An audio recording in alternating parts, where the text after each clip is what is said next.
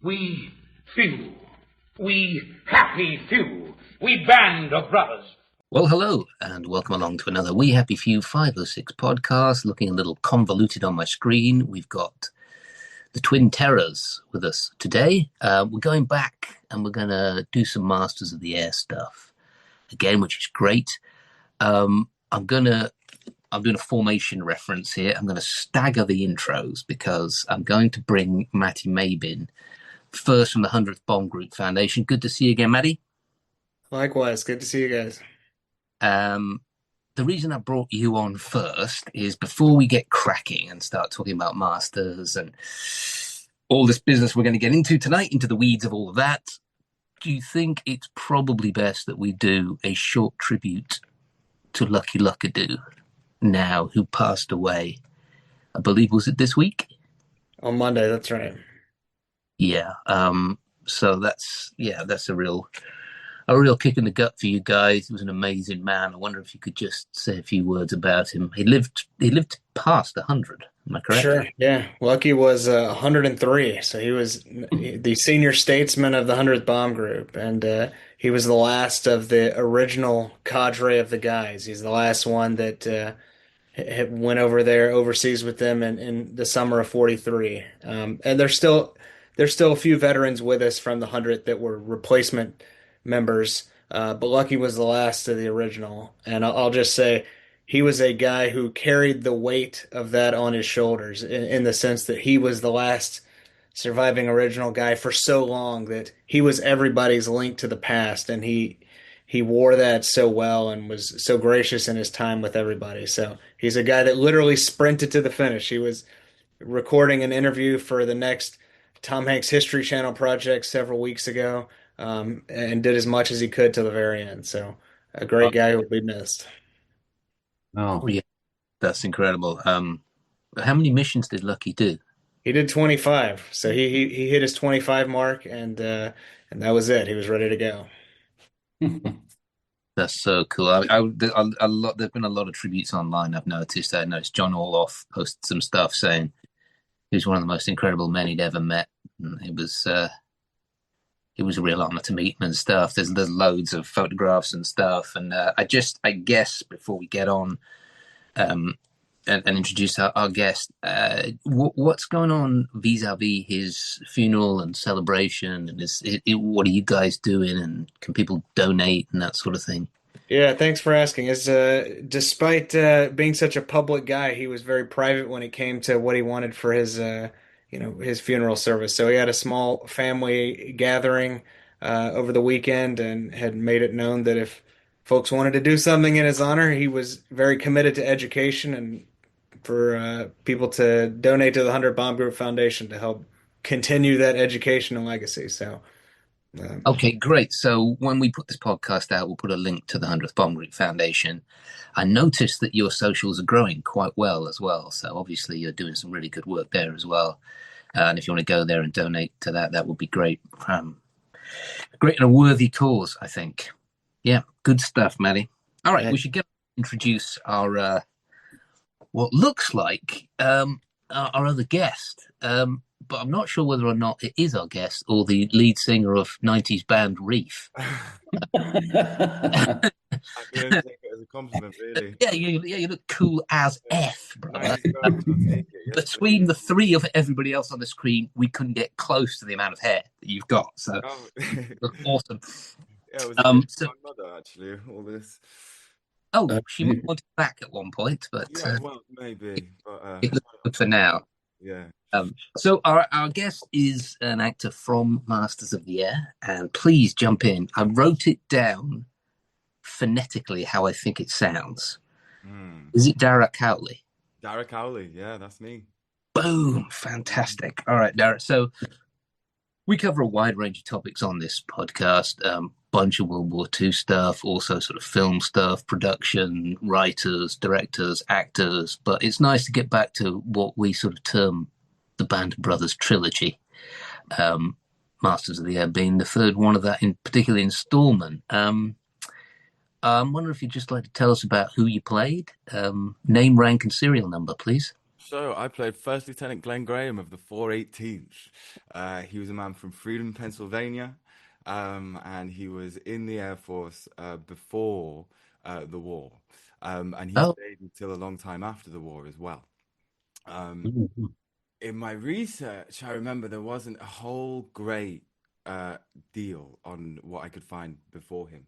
I knew he had a wife called Frances and daughters back home. Um, and very interestingly, after it was shortly after we started shooting. Um, I I had um I'd done a couple of scenes that were like really fun and really sort of out there rock and roll character. And it was shortly after that that Jonas Moore, who was reading the book The Luck of the Draw, comes to me and he's got this great quote. And he said that Glenn actually hated the rock and roll of the Air Force, and that when conscription happened, there was so much rock and roll, and he hated all that. And he was like, I just can't wait till the war's over and the Air Force can go back to being the Air Force again. And if I'd have known that before I'd started shooting, I probably would have calmed down a bit in my first few scenes. But no, so that was Glenn. He loved the planes. He absolutely loved them. What was your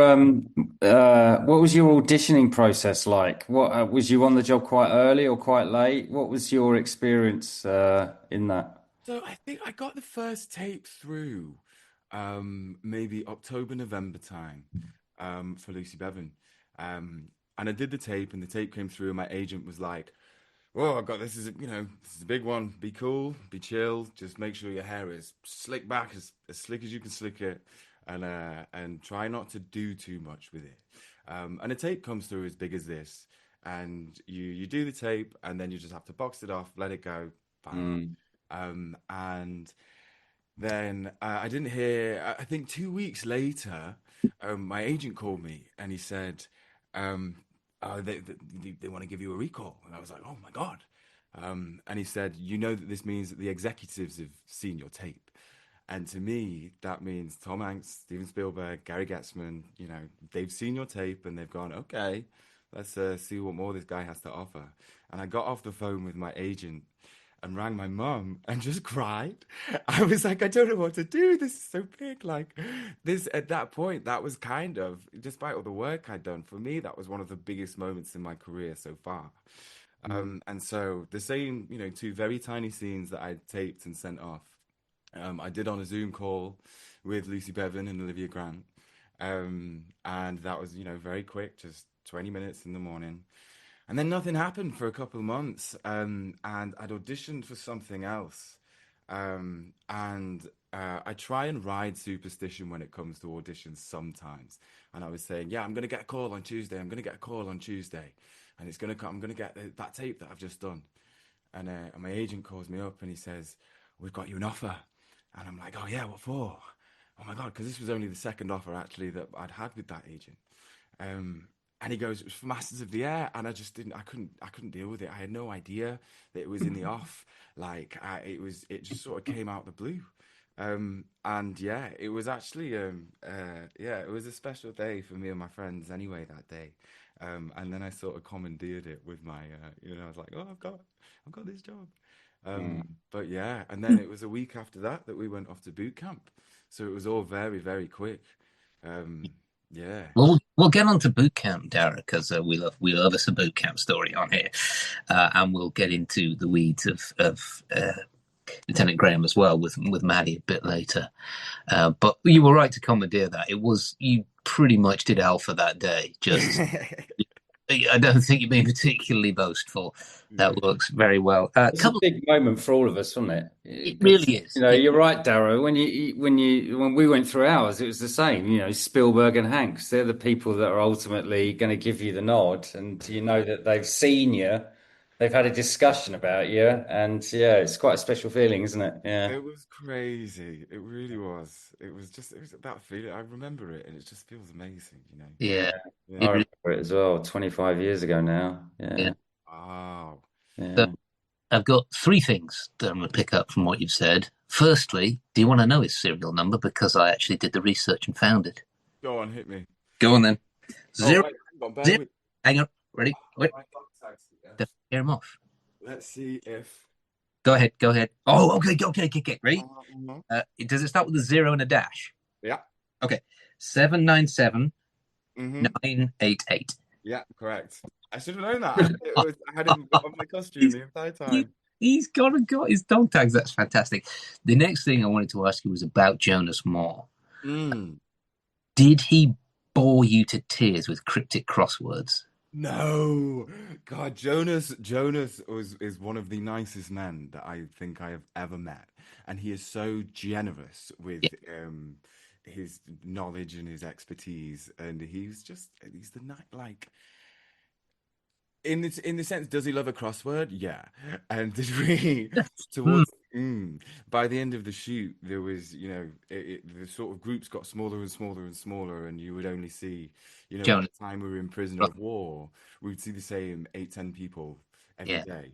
And by that point, we were really trying to make the time go. And so what started at the start of the process with us playing, lots of card games, by the end we were trying to get so creative with it, and we were watching like marble races on YouTube. We were playing the chase quiz game on our phones, just really putting little side bets down on any sort of weird racing we could find on YouTube. At the It's funny time. that you say that, Darragh, because that is so those type of guys at that time. I remember speaking to some of the vets, some of the band vets that we were lucky enough to be able to hang out with because it was so long ago and they were all still alive. But that's what they did. They literally, I remember, I think it was Bill Garnier, probably, if it was somebody holding court, was telling us that like they would bet on anything. Like two flies would land on a piece of paper and quickly they'd have a bet which one was going to leave first. Like they literally bet on anything. So you get a bunch of dudes around the place, hurry Yeah. away, and they're in the wait period, and they will just start gambling and betting on literally anything. Well, I mean, it's kind of similar to the way because, the men came over, and one of the things that I remember, especially from Band of Brothers, is when he talks about, you know, um, we weren't like skilled guys. We were blue collar workers, and they were paying us a lot of money, so we went, and that was it. That was the opportunity, and it was kind of the same that they all went down to Thorpe Abbott's, and there's that scene in episode 2 with the bike race, where they're all placing bets and throwing sides, and in a way, it was almost like a bunch of us actors, a lot of us, it was kind of our first thing. We were earning more money than we had for the first time, and it was very much like, okay, what do we do with it? Like, and we Give it bet. to each other. Yeah. Uh, it's what. So was it your agent that was saying? Was it you in your mind that was saying like, be cool, don't try and do too much, don't put any pressure on, like That do was this, my agent. yeah, Because I'm okay, not very cool. right, no actors. I mean, they pretend they are, and then the whole time they're just like, Yeah, please. It's a funny. I can't tell the story very well. I can just give you a broad story of it, and that is James Madio, who played Conte, Jimmy Madio. He tells the story of his agent doing the same thing to him, and be cool. Like they really like you for this part, but be cool. Like because he went back a whole bunch of times and did all improvisations with different actors and stuff. And yeah. be cool, be cool, be cool, be cool, be cool. And in the end, he gets cast as this role, and then Meg Lieberman, who was the casting director, when she bumped into James Madio, was like, "Your agent drove me absolutely mad. She was calling me every single day about that role, and I nearly didn't give it you." So it's like they're telling you to be super cool, but behind the scenes they're just sweating. What my agent said to me, he said, Darragh, I said to them, what can I do to get Darragh Cowley an offer? And then then they were like, yeah, okay, we'll give him a chance. We'll give him a chance. I had to give it to you just for that. Yeah, I think you've alluded to it a little bit. One of the things that's really tricky, I think, with Masters of the Air, maybe Matt Mabe can come in here as well. Like as part of the trilogy, you've got Band of Brothers, you got the Pacific, and then you've got Masters of the Air, and it's just the dynamic of how you set the stories up. Mm-hmm. So with Band, it was pretty easy, I guess, in that all the dialogue and stuff have been taken straight from the guys. They'd actually been interviewed and they'd sort of been amalgamated into this script. And they're all going through the same training. and they're all doing the same stuff, and then they're all deployed to the same place, and they're all in the Batla-Carentan, or they're all in Bastogne, or they're all wherever they are. And they're all part of the same coordinated project, and similar with the Pacific as well. But the difficulty with Masters of the Air is that you've just got these few guys in the cockpits, and they're all separate, and they've all got kind of different stories, and the jumping between them and all the rest of it was sometimes it was kind of a bit tricky to watch, and it definitely warrants watching the show 2 or 3 more times to get really into who's who and everything. And I'm wondering how, as a crew, and who was in your crew, like for actors as well, how as a crew you worked together. And how you worked were you given like this crew is this type of guys and this crew is this type of guys?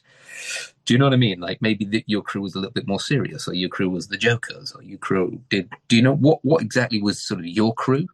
What was the remit that you were given, and how to sort of build bonds together anyway? Or did you just follow the sort of patterns and stuff you've been given in boot camp? Like, just follow orders, just do this, just click the buttons, just.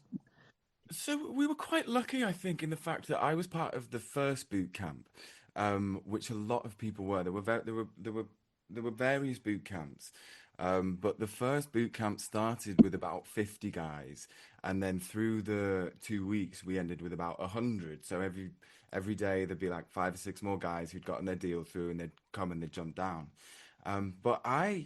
So I was actually terrified of going to boot camp, but mainly because I went to Catholic boys' school from 7 years old, and like Knew it. yeah, Me. I knew. yeah, really. Oh, hot one, yeah. Yeah. Nah, everybody. I went from 7 till 16, and it to be like, if you ask me, it's not a very healthy place for young men to grow up. And so in terms, my dad was in the military as well. So like I was raised in what I call a hyper masculine environment. And then when I was 16, I flipped that all on its head and was like, I'm going to performing arts college. I did that for 5 years, and then went into the musical theatre industry really. I can just see the Red Baron Toby jug behind you. Sorry, Matt Mabe. But so yeah, I was kind of terrified of going into this big group of like masculine men, in the sense that I hadn't been in that atmosphere for a long time. And actually, when I was in that atmosphere, it wasn't nice. It wasn't healthy. Like, it was very aggressive. There was lots of, heated, toxic stuff.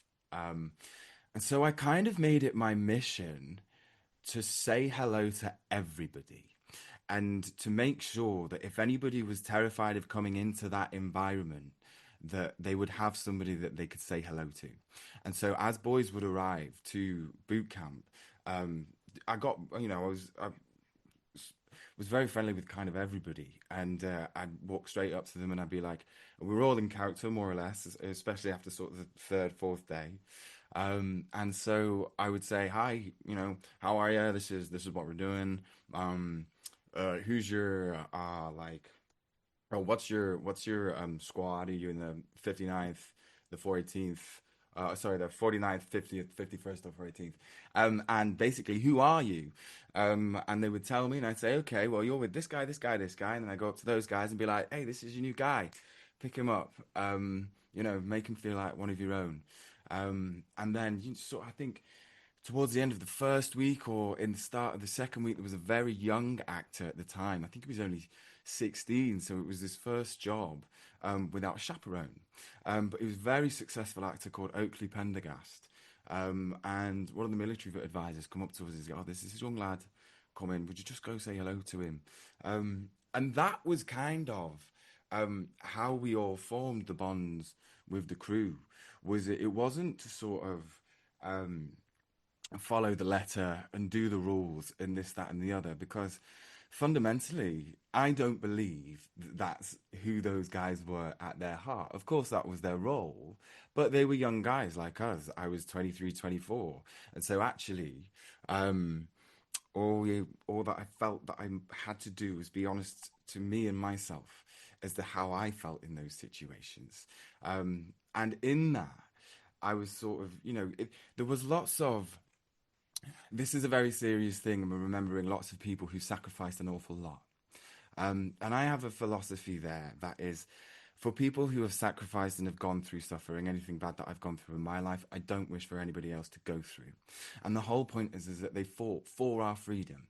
And so the freest thing that we can do whilst we make this television show is have the best time of it. And if we don't do that, then we have done them a disservice, because we are doing the exact thing that they fought for us for. There are so many places in the world where making television, making movies, being an actor, telling stories for a living, definitely does not exist.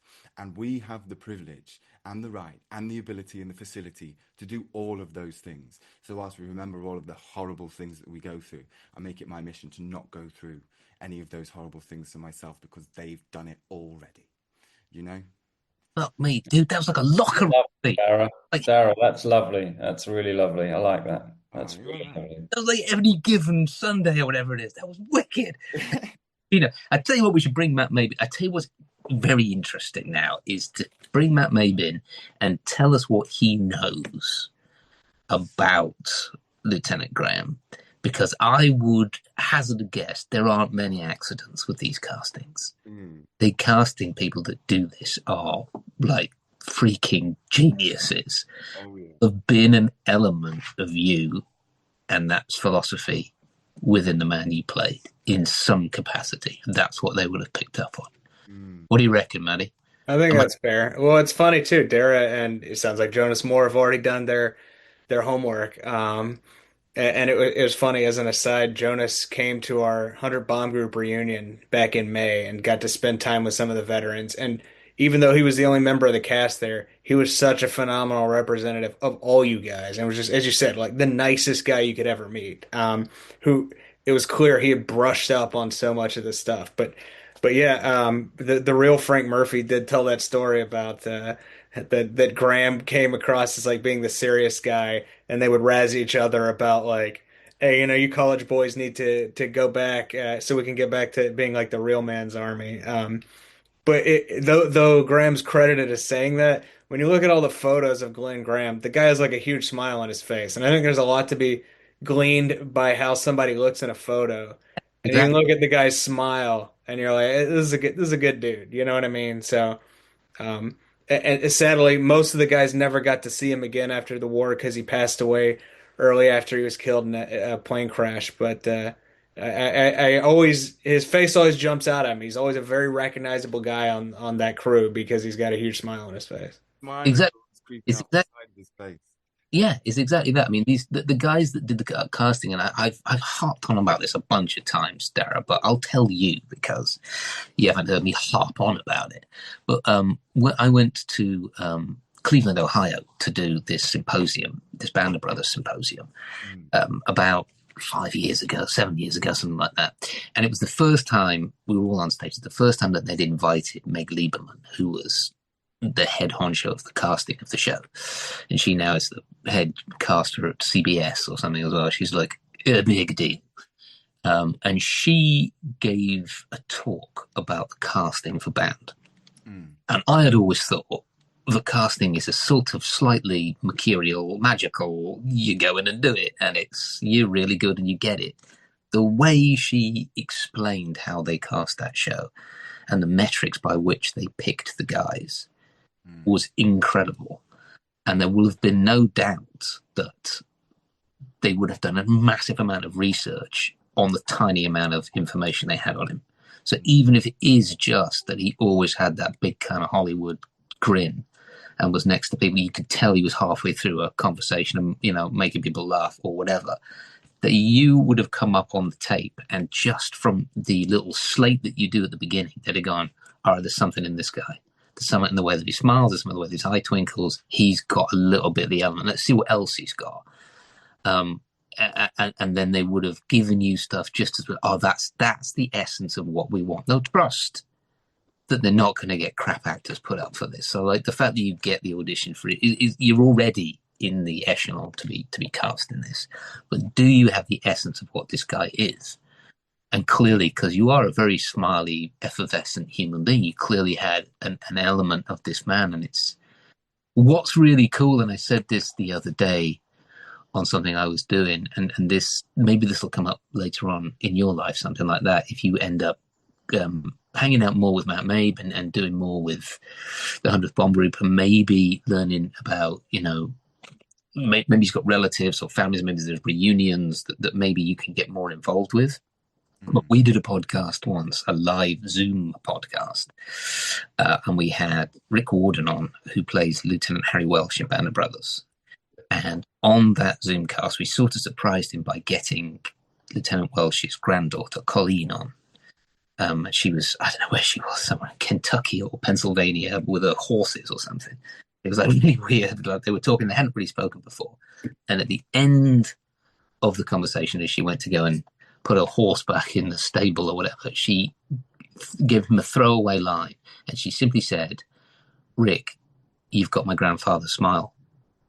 And yeah, exactly. Like I went the other way at boarding school. I was a jock douche, and I don't cry easily, but I cried like a baby straight away at that. It's that sort of thing. It'll get you at one point. Do you know what I mean? It was just incredible. Like I just literally went off camera like this, like, and I just came out like, it was just incredible. Like the essence of her grandfather, whom she was really close with as well. He raised her. It was there in his smile. And so somewhere there's somebody who's going to recognize that in you. And that's really incredible, isn't it? Well, you're being so lovely. Thank you so much. Well, it is, Darragh. I'm telling you, No, it is. You know. I'm so touched, actually. Thank you very much. I don't know what to say. Okay. Well, let's toxic masculinity up it again. Yeah. Let's get this butch. Yeah, let's get butched. Tell us about your boot camp as it was, and feel free to rag on Dale Dye because we do that all the time. Oh God, I love the guy. And he's such a card, isn't he? Yeah. He's so like, oh God, there were times I'm a very nosy guy. That's why I'm an actor, because I like to like do stuff and push the buttons and find out. And I had a bit of a rep for like always asking questions. And so there was like, there was times where so every afternoon, more or less, we'd have like an hour set aside for Q&A, that would always end up being like 2.5 hours. And I asked him everything because, they talked about going to London at the, when they were on leave and getting involved with, girls effectively there. And so there was one time I was asking, so what kind of like state were they in, like sexually, like would they masturbate and all of this? And he answered the questions, and he would answer every question. And there was another, but again, on the other side of that, we were talking about what it means to kill a person. And I asked him directly, I said, "Sir, can I ask you a question of a personal nature?" And he goes, "Yep." And I go, "What's it like to kill somebody?" And he told us the story about the first time and about how that feeling develops. So boot camp went from wall to wall, like amazing, hilarious times to these unbelievably serious times. And we did these marches. We did a lot of marching, and we started with these marching songs that were like B-17 sitting on the ground, four big engines spinning round, and Dale Dye would lead them. And then it was the first one who sodomized that process basically was Jim Murray. And one morning he comes in marching with Ed Ashley, who played Kid, because there was about 5 of them who did their marches together because they were more senior. And he comes out with this absolutely filthy limerick, just screaming it across the forecourt where we were. And that kind of became the challenge of the day for each of the squads, was that when we were out on our march, we'd all be coming up with our awful marching songs, as horrendous as they could be, and scream them at each other. And so by the end of boot camp, it was really camaraderie. So Stephen Campbell Moore is an actor that I've followed for years, actually. He was in one of my favorite films, The History Boys. And he arrived on like day 3. But I was already getting quite cocky by this. And he comes in the morning, and it's like 6:30, and we're all stood there eating our bacon sandwiches, like, in our uniforms, really ready and excited for the day. And Stephen Campbell-Moore just walks up a little bit sheepish, doesn't know anybody, and he goes, "You right, boys? You right, boys?" I just turned to him and I was like, "I didn't know they were letting amateurs on the set." And he was like, I mean, that's an absolutely insane thing to say to a fucking, I'm sorry for swearing, established actor. But yeah, it was really nice. But so by the end, we were all getting on so well, and there was a real sense of you could have fun within your role because you'd learnt it. So at our wings ceremony, um, which we were all stood in formation, about to have our wings. Um, and Dale Dye was giving us out one by one, and they were shaking our hand, and we were going to get ready to go into a one big group photo with everybody. Um, and I was stood in my squadron with Callum Turner, Anto Boyle, and Elliot Warren. I think David Shields was also there. And I had organised a gift for the military advisors, some beer based on a story that Dale Dye had told us the previous week. So I'd had a whip round of everybody. We'd got the beer, and in my pocket I had the logo of this beer, the Exmoor Beast, folded up. And I go, "Sir, sir, sir," just before we're about to move. Well, the boys, they knew that I wanted to do something, and it was Callum and Anto that were just like, "Go, go, jump in now. Now's your chance. Now's your chance." And I interrupted everything, and I went, "Sir, sir, can I ask you one more question, if I may?" And everyone has a big sigh and is like, "Ha ha ha ha." I said, "Sir, there's some enemy cargo behind enemy lines. It's your mission to make sure you retrieve it and see that cargo off for the rest of us. Do you accept your mission?" And he kind of didn't have any idea what was going on. And he went, "Do you accept your mission?" And he was like, "Yes, yes, yes." And so I walked up with him with the envelope, and I had this song prepped. I went, "I like my liquor and I like my rum. Mix it all up down in my tum. English beer is made with yeast, but don't dare fuck with the Exmoor Beast." And it was like call and response with everybody, and then yeah, and it was all very nice. Gave him his envelope, and he was like, "Exmoor Beast." I was like, yeah, yeah, yeah. So we bought him all this beer down. I, Um, I think you should work more closely with Matt Mabe. I think he would be a great asset to the 100th Bomb Group Foundation. yeah, I mean, I'd love to. Let's talk about that. Yeah, we'll talk about that afterwards, please. You, you guys should get together and talk about that because I think you would be a great. What's making me smirk as well is that question that you asked Dale Dye about what it's like to kill somebody. There's always somebody that does that. On our Right, it was Matt Settle, the crazy dude, that played Spears right. straight away, and it was apropos of absolutely nothing as well. It wasn't like he'd opened the conversation up to that. Mm, It was just before we were doing an assault course training as well. But mm, there's always somebody that asks him that as mm. But that's what I really enjoyed about him is that you could push the boundaries with him. well. Oh, absolutely. And yeah, there was no fucking around with him. You couldn't take the piss at all. But like the guy's got three Purple Hearts. He's been there and he's done it. He told us about the day he decided to leave, which I won't tell about. That is his own personal story. There are so many stories that I could tell, that are his to tell, and so I won't. But for everything that you could love or not like about the guy, he was so real. And he really, in as much as I'm sure he'd be like, nah, this role, all these little pop fucks coming in trying to be soldiers and yada yada yada. He really loved his role, and he loved his position, and he really cared for it. He told us about being as leaving the military, having this idea. He said he was working security on a Hollywood lot, which a lot of them were doing. And he's like, "I've got this idea. They're not making movies right because they don't know these actors. They don't know what war's like." And so he said, "I'm gonna go to Hollywood and I'm gonna speak to the first guy that listens to me." And he said, "And I got thrown off a lot of lots." But the security guys were all kind of ex-military, and they'd just be like, come on, Dale." And then the first guy that listened to him was at the water cooler, and it was Oliver Stone. And then they made the platoon. And from then, Warriors Incorporated became its thing, and Dale Dye started his career as, in my view, probably the best military advisor that's ever graced the earth. Um, but yeah, yeah, I have a lot of time for Dale Dye. He can be a controversial figure, but I have a lot of time for him. Yeah. So does Doug, don't you, Doug? Yeah.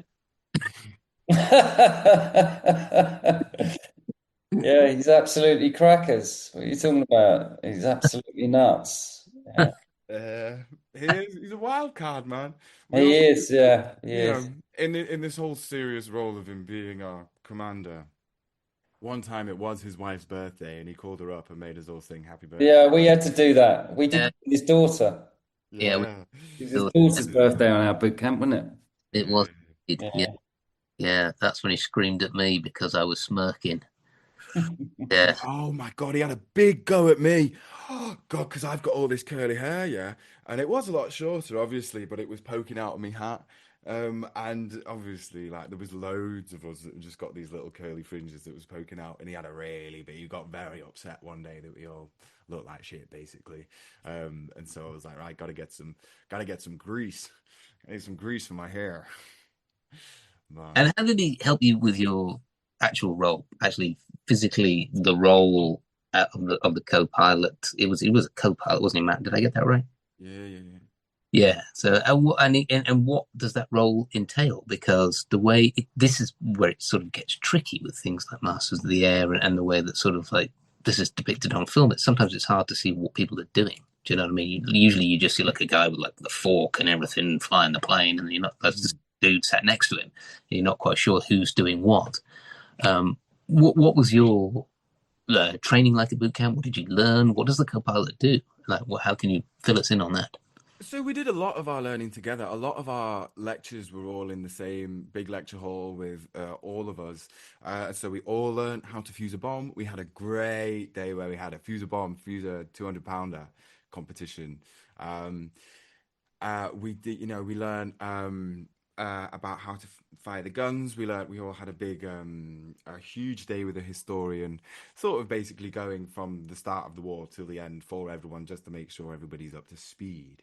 But the co-pilot really is there in case the pilot goes down. And that's my understanding anyway, is that if something goes wrong with the pilot, then the co-pilot is there. And so I had to understand everything in the plane, and also that first checklist, which there's that amazing thing. I can't remember if it's in episode 1 or 2, where they go through the checklist of everything they did before the planes. I think there's this great shot of Sonny Serkis just looking out the window and putting his fingers up to say like test four on the engines. And so it was really all of that, just learning the theory about how it all works, learning about your ailerons and your yoke and your how a plane goes up and down. Um, but in terms of sort of like intense study, there was a weekend, so the middle weekend of boot camp, everybody went home, but I decided to stay because it was a bit COVID-y at the time, and I was like, I don't want to get it and then not be able to come back to boot camp. So Lino Faccioli and I stayed at the hotel the weekend, and we sat with our laptops open with a picture of the cockpits, trying to sort of say, oh, this is this and this is this and this is this and this is all the learning.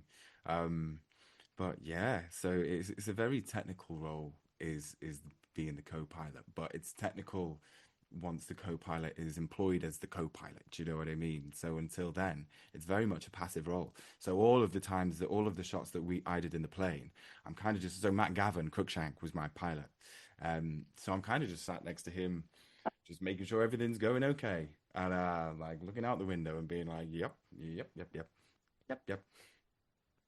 Right. And Matt, is there did are the pilots do they have enough seniority to be able to pick their own co-pilots, or were they assigned? No, they were assigned. So you didn't have a choice in who was in your crew necessarily, unless there was something that like really went wrong. Like for a pilot to say like, "Hey, I need to get rid of this guy," like there's got to be something like really wrong with the guy. But I was gonna say ways a co-pilot really comes into play is you think about planes now with the modern hydraulics and like one person can easily fly it. Back then, if your plane shot up, there were times where guys would say like, "Hey, both of us had our feet on the dash, trying to hold the plane back, so pulling the yoke back." So there were times where like you actually needed that physical strength of two guys to try to level it out so the guys could bail out or something like that. So you know one pilot could fly the plane, but you really did need two, especially in a hairy situation like that. Mm. Do you have to be a co-pilot first before becoming a full pilot, or would you have to do a certain number of missions kind of as a co-pilot, or if you're assigned as a co-pilot, that's it, that's your role for the 25? There were a lot of guys that checked out as being a first pilot when we were talking about John Luckadoo earlier. He actually came over as being one of the original co-pilots, even though he had trained on, single engine aircraft himself. So yeah, he was eventually upgraded to a first pilot and became a pilot himself. So that did happen. Right. And were there different ranks? Was a co-pilot a different rank to a pilot? No, a lot of these guys would all come over as second lieutenants, and then get promoted together. So there are times where your pilot might be a captain or promote faster, but generally the officers were all on about the same level. Okay. Yeah, cool. Yeah. Um, I'm going to go slightly facetious now, Darragh, just because we're getting into these facetious. So I had to go. My dog has been banging on the door for about 45 minutes. I don't know where the rest of my family are. They've run away. Adam Long.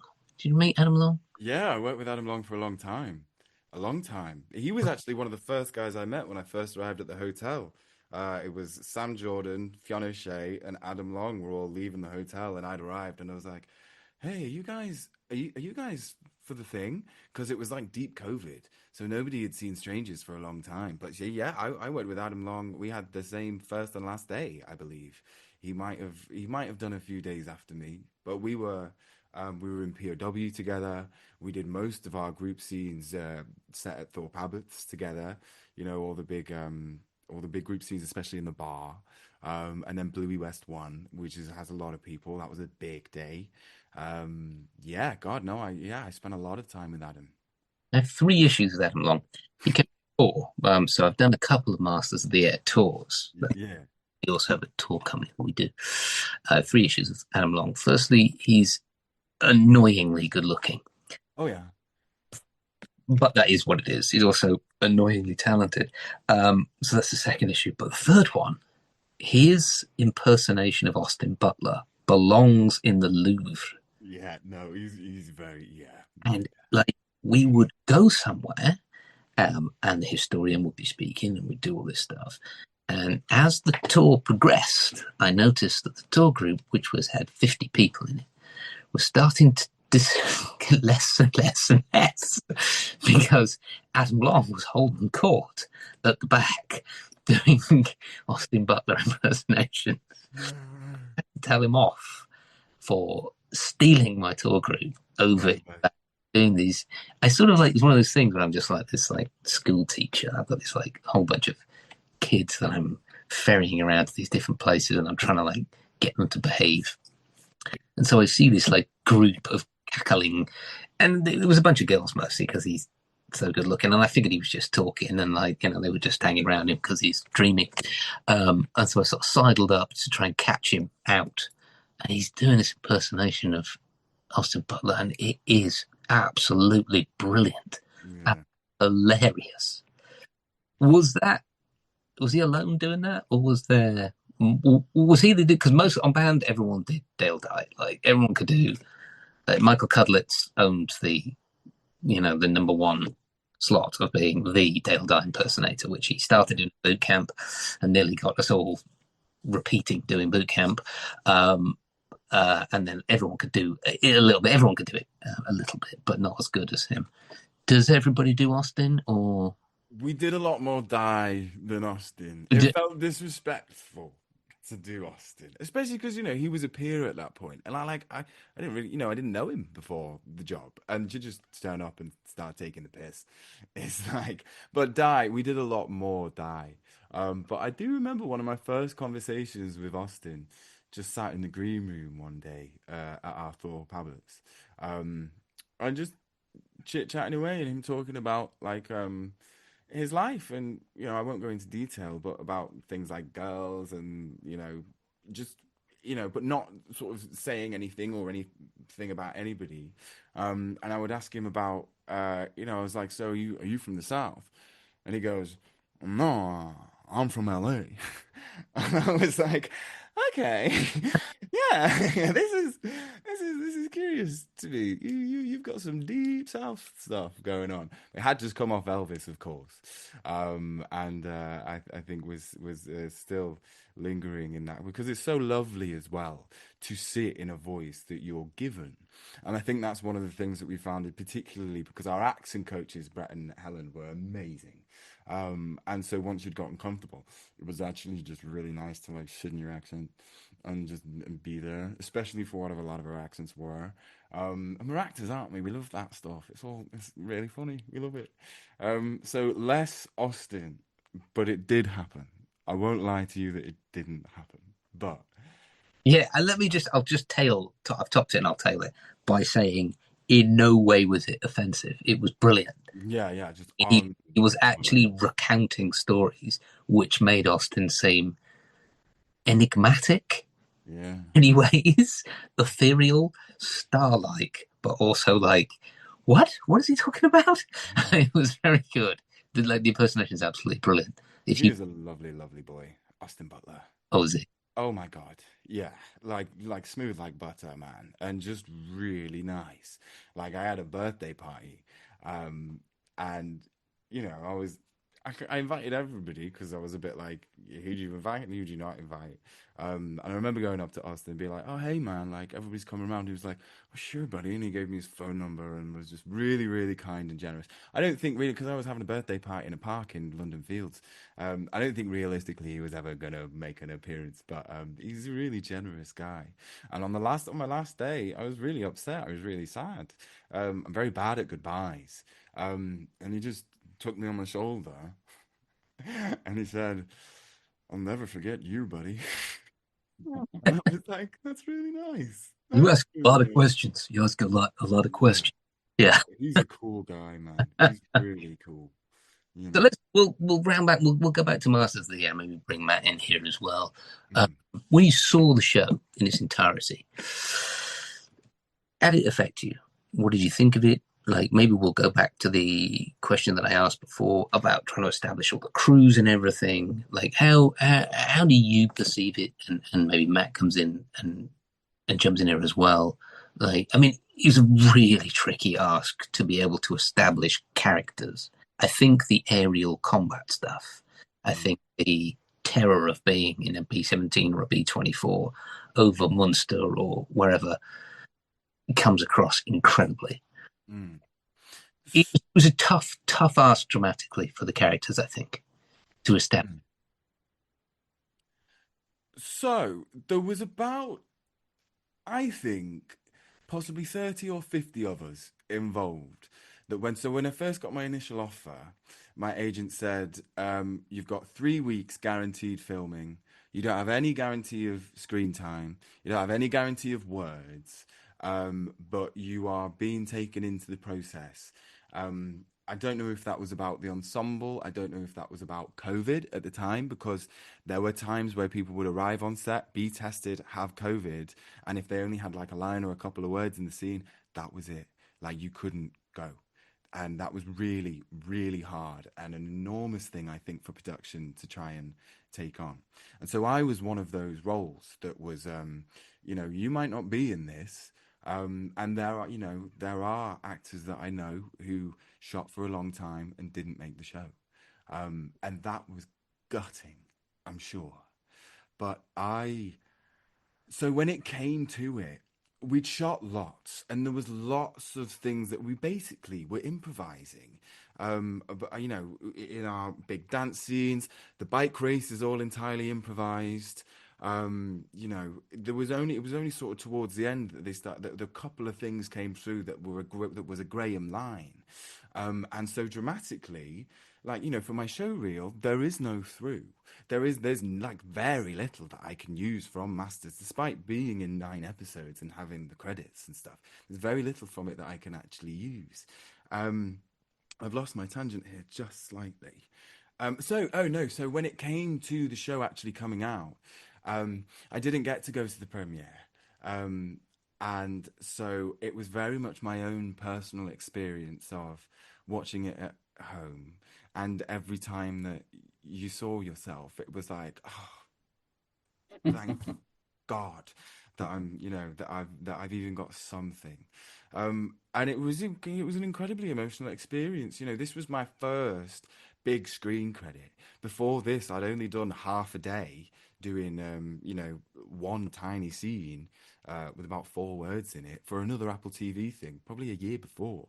And so it was just unbelievable to be a part of this thing. Obviously, I've grown up with Band of Brothers in the Pacific, and so, you know, every day on set we would be walking around saying to each other like, "Oh, we can't believe this. You know, have they got it right?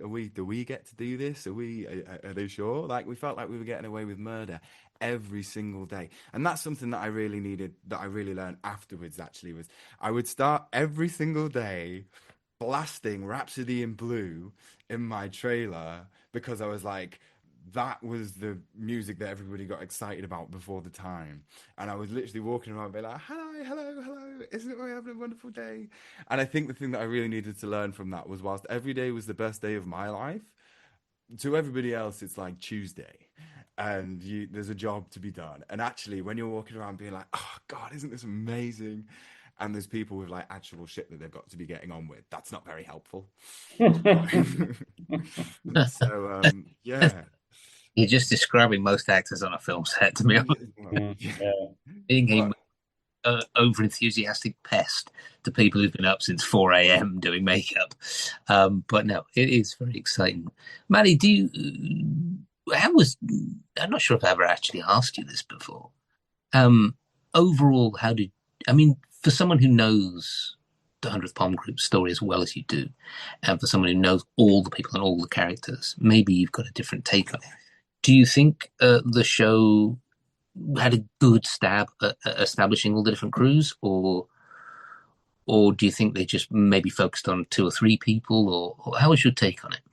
I mean, I think it was well done. We could probably do a whole recap episode of this podcast sometime, but having read the original John Orloff Bible and then seeing how it translates on screen, I can go back now and look at the Bible and, as a realist, be like, man, this is gonna be like really hard to tell on the screen because it is really hard to differentiate crews and like the action in the cockpit. Like, I try to think of like how could I possibly do that? And it's really hard to do. So I think they did the best job with the material they had, and it's tough. I'm probably like the worst person to ask about this in the sense that like Darragh, I'm interested in like all those other little stories of the little guy of guys and hoping like, oh, I hope that guy's in it. And it's tough. Stuff gets cut. That's just, I guess yeah. that's just how it goes. So it's I'll never get over the disappointment of wishing that like there was a 10th episode, or like they showed the Vanoy crew when they went down in the Mediterranean. Like there were so many scenes they shot that just didn't make it. But I think they did the best they could with what they had to work with, and I thought it was a great series. I agree. It's the challenge is telling the story when the story involves so much and so many different people. I mean, that was why the Bloody Hundredth was the Bloody Hundredth, because of the volume of people both taken in and lost. And so, how do you tell the story of all of those people? And I suppose to me, it's about honing in on the amount of different specificities and different niches, like Bailey Brooks and Kai Alexander's storyline of them doing the resistance through Belgium. I don't think that existed as much as it did in the final thing at the start. And so I think during the process, they thought, okay, this is growing and this is becoming thing, and we can tell this part of this story in this way, and we can cover this part of the story in this way, and we can cover this part of the story in this way, even when it gets to, Bel Powley's role. And suddenly with Crosby, and the story takes a very, very different pathway as to what the POW folks and like the long march folks are going through. Um, but it is a question of, we don't, you want a box that big, we've got a box that big, and you have to cut things out in order to grow. It's like a plant. You have to cut things off to make it look the way you need it to look. And just from the point of view of someone who does tours, so I mean, I did a Masters of the Air tour in Belgium out of Liège, and I did follow Kai Alexander and Bailey Brooks. We did the Babyface, we did the Crash, and we did the Escape and Evasion. No way. It is fascinating, and get this historian and local people to actually show us places where these guys are hiding and everything all the way back, and following what was known as the Comet Line, I believe, back, and which took something ridiculous like 6 months to get back because it was so secretive and everything. So it like, even as someone planning something like a tour, that's something you can really get your teeth into. Yeah. If that comes up in a Bible, or if it comes up in a sort of amount of text that you're getting and you're trying to figure something out, you can really zone in on that. That hooks people in straight away. And that's what we were able to do. So just from the point of view of like dramatically what you'd want to put on screen, which is different and a juxtaposition to guys on these raids, which are horrendous. But there's only so many times you can do episodes with raids and raids and raids. Do you know what I mean? Before people go, this is the same thing every episode. With historian point of view, you still want to know every little bit, but dramatically speaking, you got to mix it up. That is something to remember as well, is that we're making a television show. There has to be an element of drama. And so the moral question is, how much drama takes away from the truth? And I think the answer to me is that both of those things exist. That you can't have one without the other. You can't say, oh, well, we're going to do it this way because that will sell television, and we're going to do it this way because that is all that happened. And that's not to say, obviously, that the stories weren't dramatic and horrifying, but there is an element of Hollywood that goes into these things. We can't pretend that doesn't exist. But to allow both of those things to exist in their equal right, and to say, well, we can't do this without acknowledging both of those things, truth and dramatization. And does that make sense? Maybe. Yeah. There was a lot of times when people would go to Dick Winters, who obviously had a huge influence on the writing of Band of Brothers, and he'd be like, it didn't happen like that. It didn't happen like that. And they'd be like, Dick, it looks better like that. It's going to work better like that. We can't do the way he happened isn't going to work as well for this episode as us doing like this. And he got it. Apparently he got it. He was just like, okay, I get it. I know what you're doing. It's interesting. It's tough. There probably isn't a right and a wrong answer, but if you have a better show, you have a greater audience. More people have been brought into the story and learn.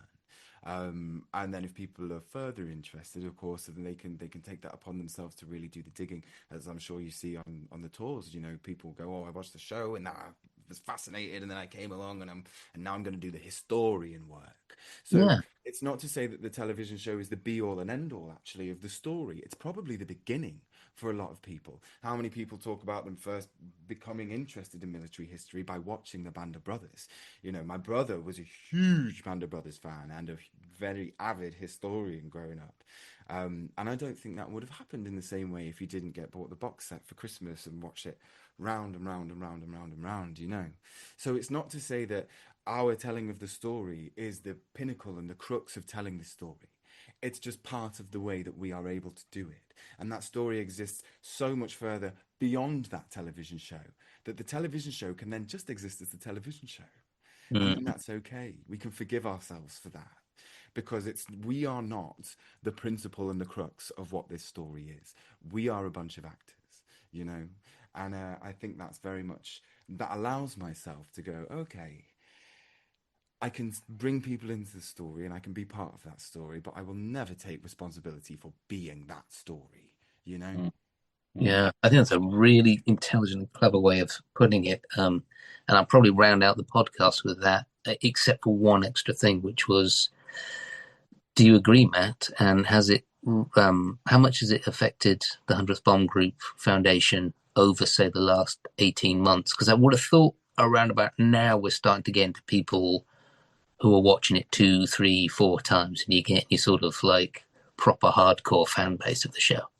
Yeah, it's a big part of it, and it certainly was a big part of our recent reunion with having Jonas there, just talking about this series with Kurt Sadusky there, and actually one of the coolest things we had, which you could do a whole episode on, is we had Stuart Heath, the guy who made all the planes for the series, come to our reunion and give us like a behind the scenes thing, which was mind blowing. Like, you guys should definitely talk to him at some point. But yeah, it's great to see these stories continue. It's great to see people reach out and say, I found out about this because I watched the series. So that part's a joy. And I'll just offer for Darragh, if you ever want to make it up to the real Thorpe Abbots, please let me know. And I'm happy to put you in touch with those guys. They would love to have you. And it's something very special about visiting the real place. Yeah, 100. I've been once, actually. I did get to go. My recent partner, her family had a birthday down there, and just on the way back, we got to nip in. I was a little bit upset because I really wanted to like get my teeth in and do the whole thing, and then I felt quite embarrassed because I'd arrived and I couldn't. Because we were driving back from Norfolk to Bath that day. And so yeah, I am dying actually to go back and really just be a pig in shit. And Well, when you want to go back and carve out some time, let me know. I'm happy to put you in contact with those guys. yeah, we'll stay in I've touch, man. Stay in touch. Yeah, I've got to drop off, guys. I'm so sorry, but it's Mm. a pleasure as always, and thank you, Darragh, for what you did. Yeah, I mean, thank you so much for having me, Matt, and thank you for the work that you continue to do with the 100th Bomb Group Foundation. Lord knows that you were the resource for us, you and Jonas Moore on set. But thank you so much. Anybody did a crossword question? Well, listen, I'll round out here, Darragh. Thanks, Maddie. You can jump off, mate. It's been a pleasure as always. If you've got someplace to be, thank you for your time. And you Thanks, can Matt. Take cheers, it easy, Matt. See you again. Darragh. Thank you so much for coming on. It's been a really No, thank you so pleasurable much. chat. I've had a great hour. Honestly, God, thank you so much. It's been so nice to actually relive a lot of these things and get to talk about them. I think we get bashful about talking about them sometimes, especially when they're such large scale. But thank you. This has been a real joy. So, Been lovely listening to you, Darragh. It really has. And Cheers, wish you all the well in the future. See you again cheers. soon. I'll see you cheers, mate. again. Bye. Bye. Thanks, Darragh. Bye. Oh. Oh, can you kick me? My keyboard has run out of battery. Um, just silly. Is that possible? Okay, right. There you go. We'll keep Yeah. it really quite sweet. One other thing before we jump off as well, and I mentioned it on a live during the week, I think, is that SAS Rogue Heroes has been commissioned for a third season and is in fact filming as we speak. Oh, wonderful. That makes the tour coming up in November all the more exciting as we've got Bobby Schofield coming along. He's Fantastic. And it's the third series must be Normandy D-Day, isn't it? Because that's what they were doing when They were leaping out at the end of the last episode, so let's see what improvising, adapting, and overcoming and blowing up things and shooting Nazis they do, because Lord knows it's very good fun to watch that show. But good to know that they're filming a new season, and if you want to come on the tour with us, the SAS Rogue Heroes Tour of Sicily, go to the website. It's November 1st and 2nd of this year. I think there's still spaces left. Love to have you. All right. Well, good talk. He was a very erudite and enthusiastic young man.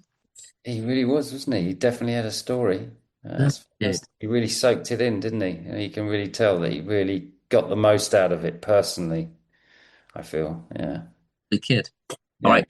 Much, and we'll see you again. Cheers, fellas. Cheers.